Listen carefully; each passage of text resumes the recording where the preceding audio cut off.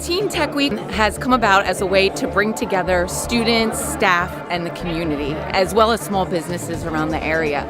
So we're really excited to do it again this year. As you can see, we've had a great turnout, and we've tried to meld together all different facets of technology. So we have low tech, like the adult coloring book stations, we have music like the theremin, we have polytech to reflect what the kids have created, and then we have a little maker space that the kids are sort of tinkering in and exploring and trying some new technologies. So we've kind of tried to cover all of our bases to make sure the interests of every different type of learner have been met. You have this high-pitched frequency that changes just a little bit, but we can't hear it. And then you have a reference frequency that you can kind of tune just like your radio. And when the two get mashed together, all the high-pitched frequency stuff cancels out. The theremin was invented by Leon Theremin, who is a really brilliant Russian scientist in 1919. So it's almost 100 years old. And it was pretty amazing because it was the first all-electronic instrument. And it's unique in that it's the only instrument ever that you play without touching it. You can make it individual notes. And then so it has these two these antennas that generate a field around them, and as I bring my hands closer, it interacts with the circuitry and it changes the frequency of the pitch and also the volume. This hand is going to be pitch. As you bring it closer, it gets louder, higher frequency, and this is volume. So down is quiet, up is loud.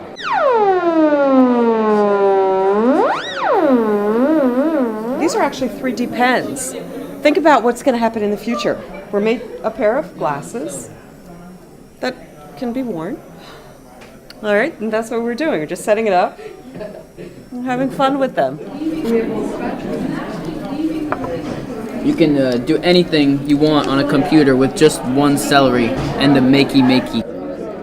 We're making a keyboard out of celery. So basically what you gotta do here is you gotta hook up these things to the makey, which hooks up to the computer, which makes you a fun surprise that you can do, whatever you want.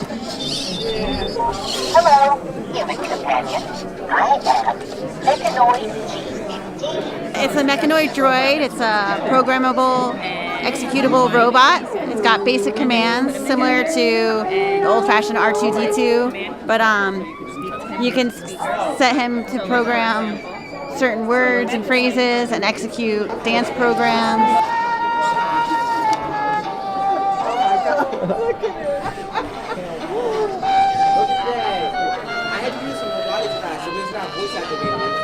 Mechanoid's doing the tango. We've got a green screen set up here, and what we're basically doing is we're taking the image of the green screen, and you can stand in front of it, and we're singling out all the pixels that are the green color on the green screen, and we're telling them that they're non-existent, and then we put them, and then when we take that picture and put it in here, what we end up with is a composite where the image underneath shows, so we can put somebody anywhere, such as the Golden Gate Bridge in front of a boat. We can take them to the jungle if we want. They can be transported anywhere with the right technology.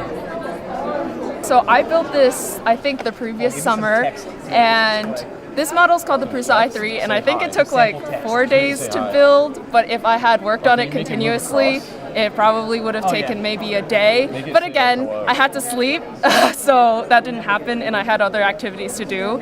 But my friend actually got me into this, and I thought that it was like technology that was really inaccessible, but it was actually a lot easier than I expected. All you really need are these 3 motors so they can move in the X, Y, and Z direction, and it's basically like a hot glue gun. So when the hot glue dries, you can build up on top of it and make these shapes. So these motors are programmed to move, and it's something called a G-code's created, so it tells the motors how far to spin, for how long to spin, so it can make these shapes and build up upon those shapes, and that's how you get something like those bracelets. We're demonstrating a lot of different things. all of them involved with basically ways of using a computer to make things. This is a mechanical claw that someone printed all the parts on the 3D printer, and it works by hydraulic action. So here's the syringe that opens it, and this closes it. So this is Simon Says, utilizing a chip called an AT Mega. It's the same thing. It's on the back right here. It's used in Arduinos. It actually lets you play a full-blown game of Simon Says, essentially. So yeah, you just follow along the patterns. And it's just an example of how you can use the Arduino boards to prototype a final project. There it goes. Look at this nothing. This is them going on. We have one that uses pneumatics to make a telescopic platform. Hunterdon Central is one of the only high schools to have a radio station, so that's pretty interesting. We learn about the business end of it, sales department, all the departments in it, how it runs, not just like the technical side, like behind the board. And then if you want, you could come after school like I do, and you could have your own radio show, which is a great opportunity. And we teach kids of all ages how to make games from scratch. So they learn how to design, code, 3D model, animate, every single aspect of it. They work in groups. We'll do group classes on that. And we're here today showing some of the technology that our students learn as well, and that all the students here could learn. So there's the Oculus Rift, which is the latest in virtual reality.